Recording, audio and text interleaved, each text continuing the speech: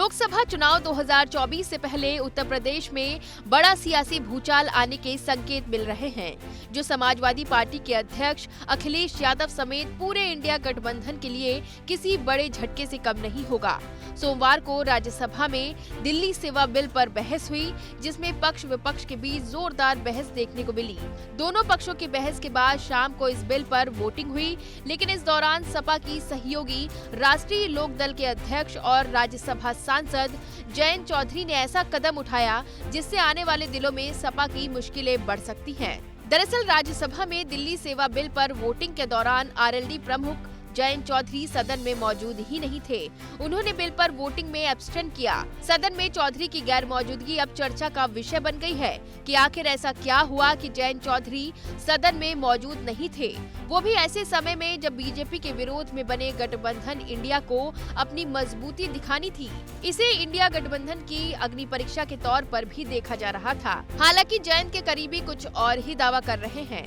जयंत के करीबियों का कहना है कि आरएलडी प्रमुख जयंत चौधरी को कुछ जरूरी काम था, जिसकी वजह से वो राज्यसभा में वोटिंग के दौरान शामिल नहीं हो पाए। लेकिन ये तर्क किसी के गले से नहीं उतर रहा है।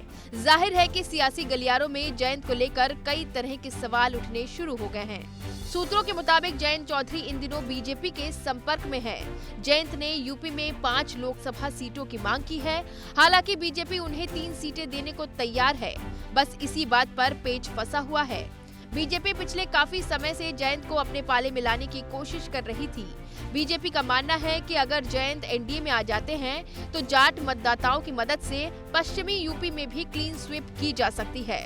इस बीच जयंत के बीजेपी में आने को लेकर जब यूपी के डिप्टी सीएम ब्रिजेश पाठक से हमारी टीम ने बात की तो उनका रिएक्शन कुछ ऐसा रहा। आप भी सुनिए।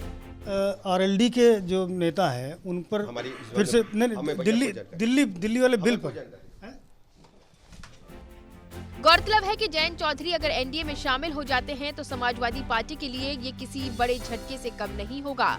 ऐसे में यूपी में बीजेपी के खिलाफ इंडिया गठबंधन की लड़ाई और कमजोर हो जाएगी। जयंत चौधरी इंडिया गठबंधन की पहली बैठक में भी शामिल नहीं हुए थे, तभी से उनके बीजेपी के संपर्क में होने के कयास लगाए जा रहे थे। हालांकि कर्नाटक में हुई दूसरी बैठक में वो जरूर पहुंचे थे, लेकिन अब राज्यसभा में जिस तरह से वो वोटिंग से दूर रहे, उससे विपक्षी खेमे में हलचल जरूर मच गई है।